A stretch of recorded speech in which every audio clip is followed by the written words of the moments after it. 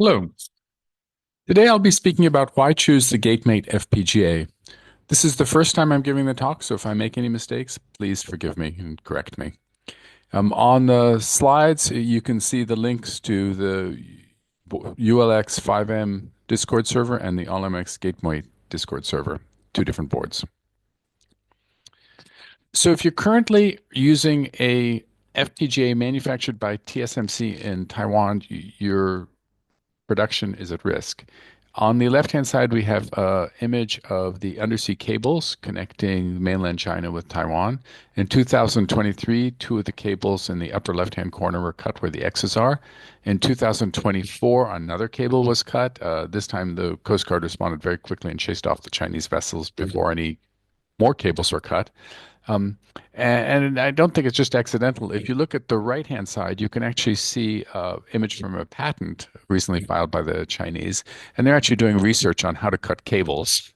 So if you look at the statement at the bottom from their foreign ministry, Taiwan is a sacred and inseparable part of China's territory. So the position's pretty clear, and it's not even about invasion. All they have to do is surround the island, shoot down, use anti-ship missiles to shoot down any freighters that try to approach the island. And in 6 months, well, you're not going to be getting your ships out of TSMC. So it's much a really good idea from a risk perspective to use a European made Gatemate. Um, so my interest is in sort of system within a chip. You've got your application logic, but you also, when your state machine gets too complex, it's nice to use a soft-core CPU. A lot of people use RISC-V CPUs, but I found that the J1 Mi-Cris Spice family of CPUs are really much smaller. And of particular interest to me is using a small microcontroller such as the Raspberry Pi 2040 with an FPGA. So I'm currently using the open source Pico Ice. You can click on the link.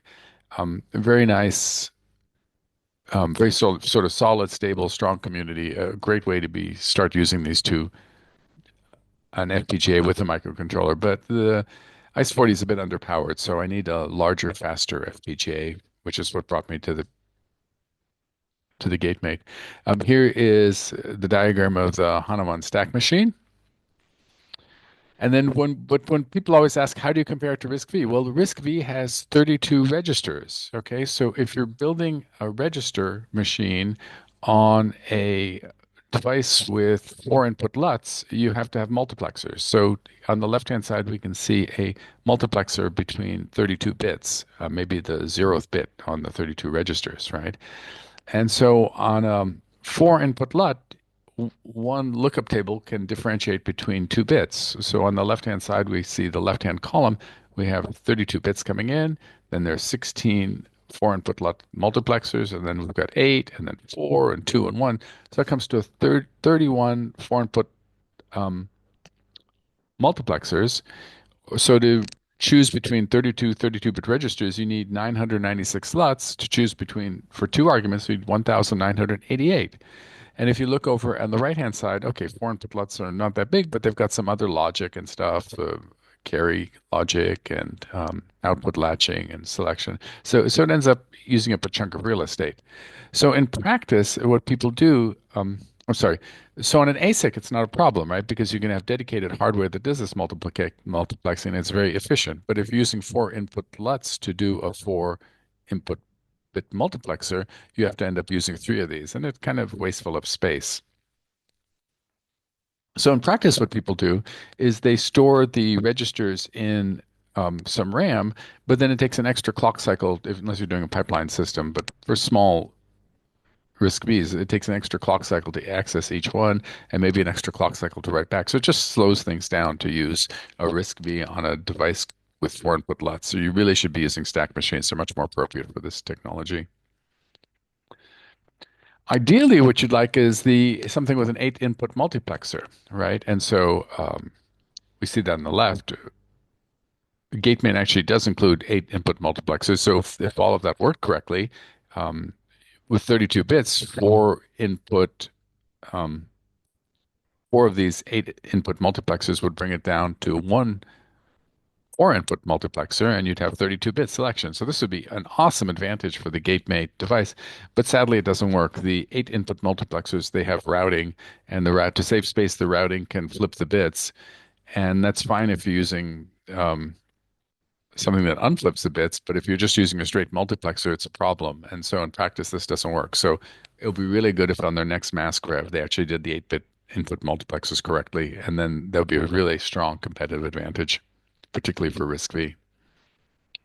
Instead, their four input multiplexers work fine, and that's the same as a six input lot, where you have four values and two control bits. So either one gives you the same effect.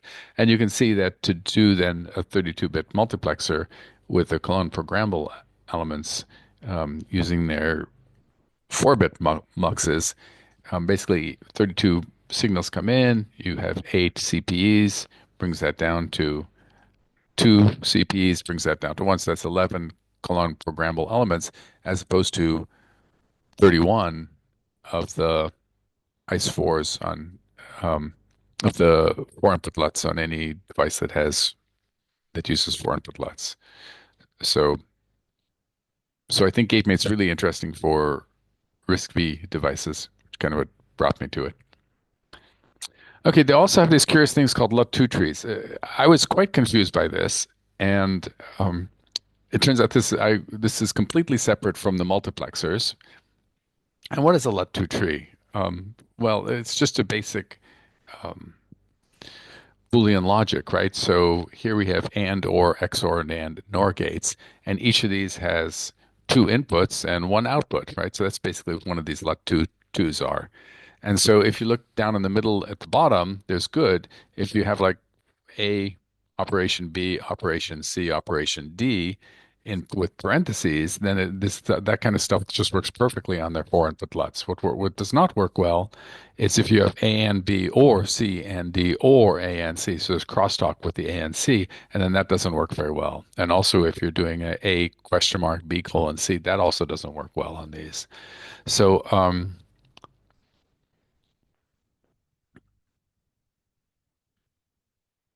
you can actually do a table of all the different inputs, right? So if each of these truth tables has a top row and a bottom row, you can lay out for the top row and bottom row. And so if they're all zeros, that's like a constant zero. If they're all ones in the bottom right-hand side, constant one. We've got NANDs and NORs and XORs and some other logical operations. So you can actually think about this. And a lot of the electrical engineers do think sort of in terms of these and combining these operations in terms with sort of parentheses around them. So if you're doing like the good example here, then everything's fine. And if you're not, then supposedly you can do them, you can use two of these four input LUTs, kind of like a five input LUT, and then that will select, that'll be the same as any four input um, LUT lookup table. So I haven't persuaded myself that this is true. You can click on the link to see the arguments, but it's probably true. I'm sure it's true, actually. The other thing they did that I thought was really intelligent is, they have these block ramps and you can use them separately or the vertical columns, the thin vertical columns of the block ramps, but they also have hardware, so you can treat this as four large rams. So I think that was a really good, very flexible. I really like that design choice, right? Particularly for like the stack machines, I can run four stack machines on this device very happily and not pay the multiplexer price because it's all hardwired, the access to the four large memories. Very nicely done.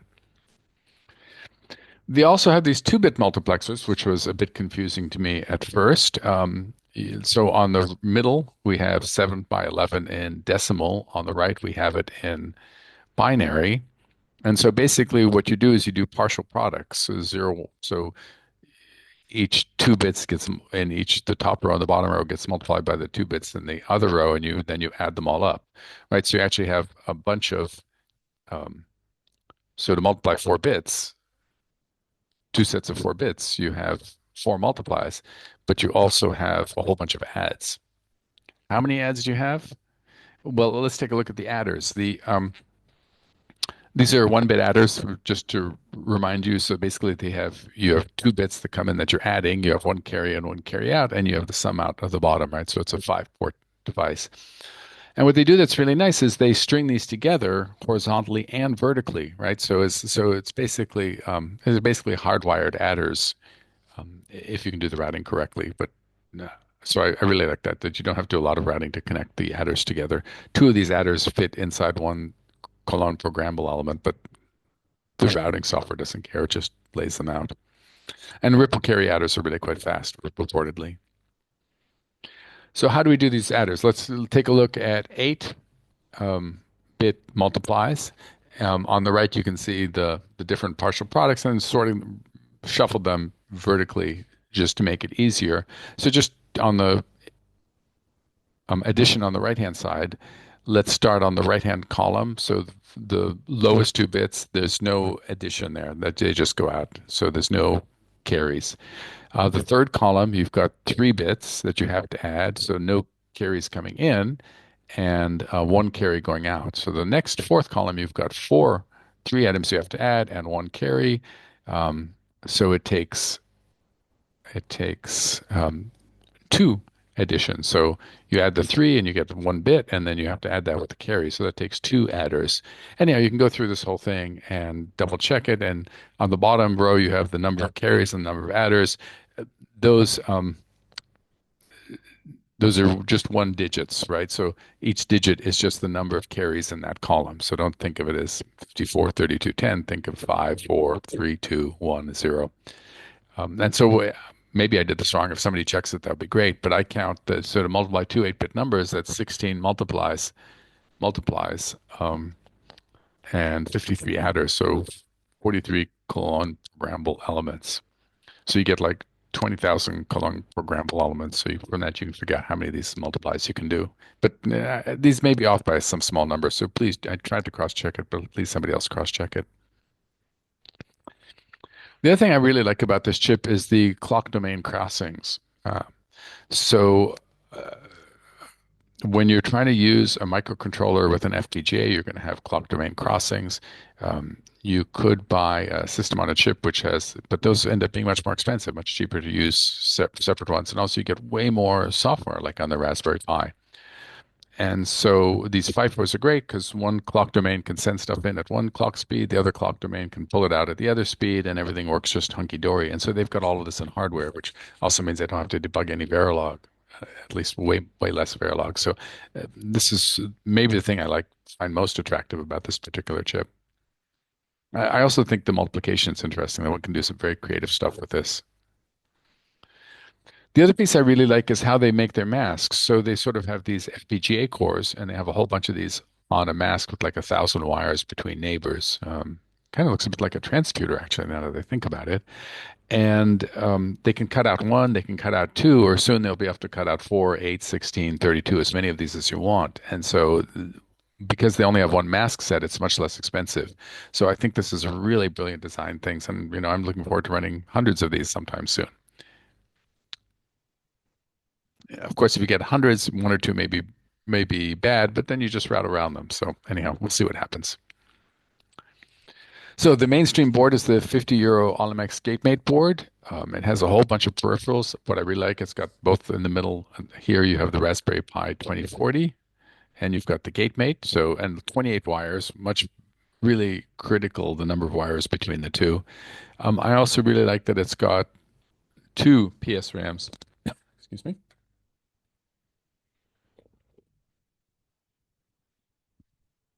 That's perfect for memory, right? So for video display. So while you're displaying from one of them, you're writing to the other, and then you swap. So really good for video applications.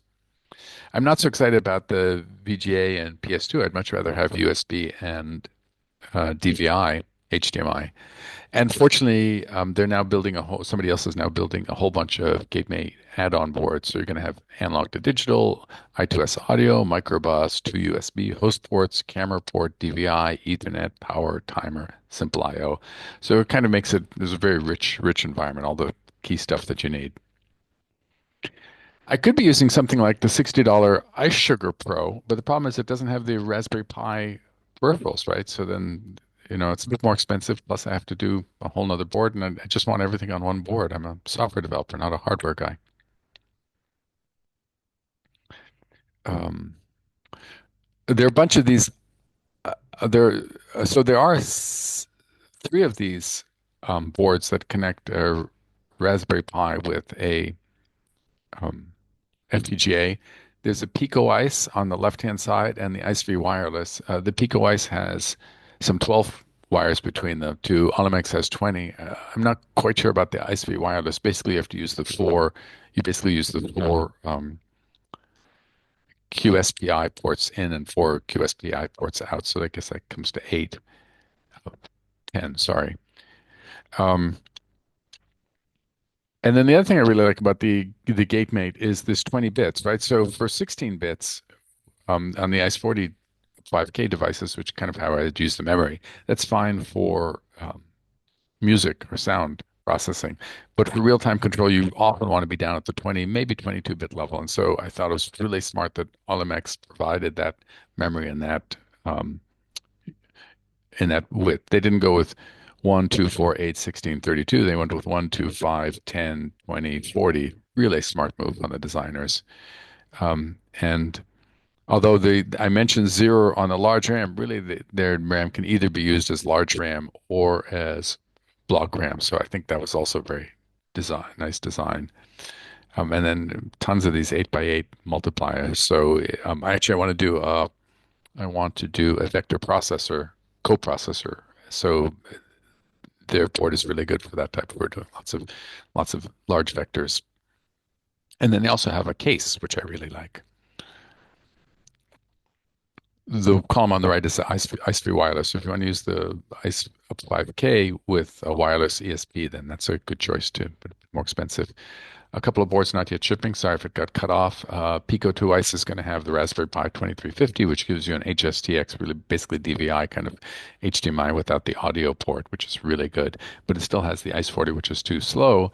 So they're actually doing on the right-hand column, they're doing Pico 2 NX, which has much faster, larger 17K logic elements and two CSI D5s for cameras. Uh, ULX5M is also it's going to be have the Raspberry Pi 4 baseboard, and also these Gatemates have 130s on them. So anyhow, so here's the what the ULX5 board is going to go on, and it'll go on the Raspberry Pi Compute Module 4 form factor. So you can get in 32 different configurations with Wi-Fi, without, with RAM, 1 GB, 2 GB, 4 GB, 8 GB, or with an EMC that's like a little disk drive, a removable drive, either without or 8 GB, 16 or 32 GB in the baseboard. So great, all good. Actually, I'd kind of like just the Raspberry Pi 2350 is fine. I don't need um, the four. That's kind of overkill. But I'm not a board developer, so I use what I can get. There is the sister board, the ULX4M, which has one of the lattice chips on it, or actually, um, there are two different baseboards that it works with. And so the idea is that the ULX5M will also work with different baseboards. So sounds good to me because everybody needs different peripherals. The other good news is that Cologne Chip has contracted with EOS's headquarters to port NextPRN to the place and route to the Gatemate FPGA. You can click on the link. When last I checked, it was 55 commits ahead of the master branch. And they got two engineers working on it, one from each of the companies, maybe some more. There are two parts. One is the sort of cleaning up the XPR and make some high level changes. They need to get data from the chip to drive the place and route. And then there are about 28 primitives which need to be supported. So I also created a awesome Gatemate repository. You click through there and see all the good stuff that there is available for this board. Links to good resources. If you have any questions, license get pythonlinks.info. Thank you very much.